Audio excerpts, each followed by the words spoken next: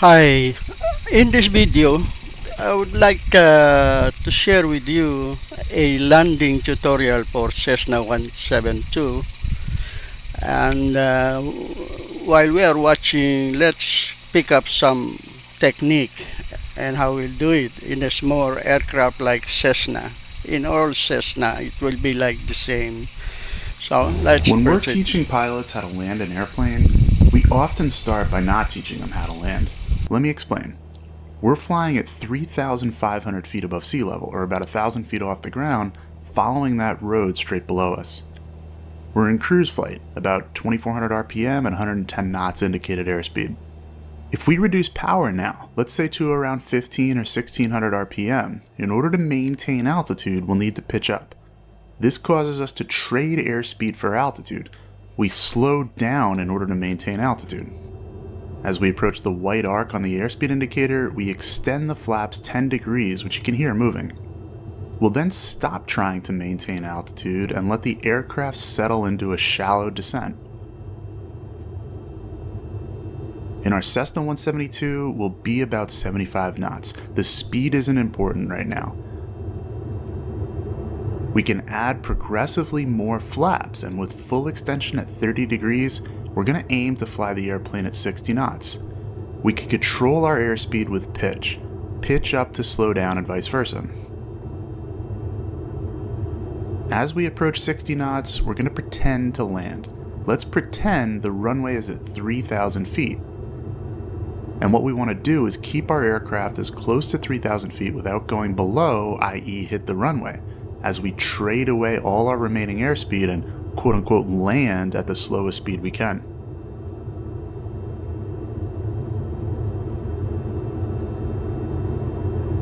About 50 feet above our runway, we're going to cut our power to idle and slowly bring the nose up. We want to stay above 3,000 feet, but only just barely. That's where the runway is. Obviously, we're not landing, but will in fact stall and need to recover. But we've simulated touching down at the slowest airspeed we can. The game in landing then is to try to keep the aircraft off the ground at minimum height while slowing down as much as possible. You should be trying to actually not land for as long as you can manage it. Let's get ourselves on final and try it. We're at 60 knots with full flaps. Notice the two white lights on the VASI to the left of the runway, indicating we're higher than the normal glide slope. You don't want to pitch down to descend. This will only speed us up, and we're at an airspeed we like already. We'll reduce power to correct for this. Now, we don't need to pretend the runway is at a certain altitude. It's right in front of us. So don't look at the altimeter. Look at the runway. The only instrument we need is airspeed, which we'll try to keep at 60. Our eyes should be focused where our butts are moving towards, our aiming point, which is the beginning of those wide white stripes between the VASIs. Our feet are working hard here too, keeping that extended center line of the runway as if it's cutting our body in two. Just like taxiing, if the center line is getting to our left or right, we adjust with our feet. Don't over control the aileron, especially in calm wind. Now focus on the pavement of the runway. As we get lower, it'll start to expand in our visual perspective. This is our cue to adjust our focus from the aiming point to the end of the runway. Our peripheral vision will be able to gauge our height better this way. Now we cut power to idle and start playing that game of slowly bringing the nose up, trying not to land. How long can we put off that landing? The actual touchdown should feel almost like a surprise. Let's go flaps up, full power, and re-enter the pattern. Now we're on a more traditional downwind. We'll have a look at the runway to our left. When we're abeam the numbers, we'll start our descent, bringing power back to around 1600, holding the nose up to trade airspeed for altitude, and introducing some flaps. Now establishing a pitch down attitude. The airspeed isn't critical here, but something like 75-80 knots should be fine.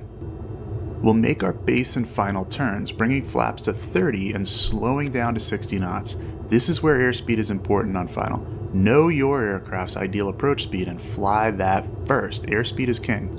The VASI shows red over white, meaning our glide slope is good. No need to adjust power, we'll just concentrate on holding that center line with our feet. Once again, our eyes are on the aiming point, only referencing the airspeed indicator. When we know we can glide to the runway, we'll bring the power idle.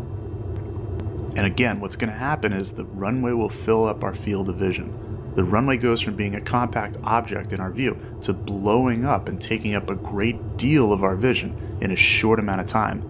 It's at this point that we'd like to focus our attention to the end of the runway and start bringing the nose up. Don't land, don't land, don't land. Keep it off the ground as long as humanly possible. It should feel like forever before the aircraft wheels actually touch down. This is how we've bled off enough airspeed so the aircraft doesn't bounce on landing.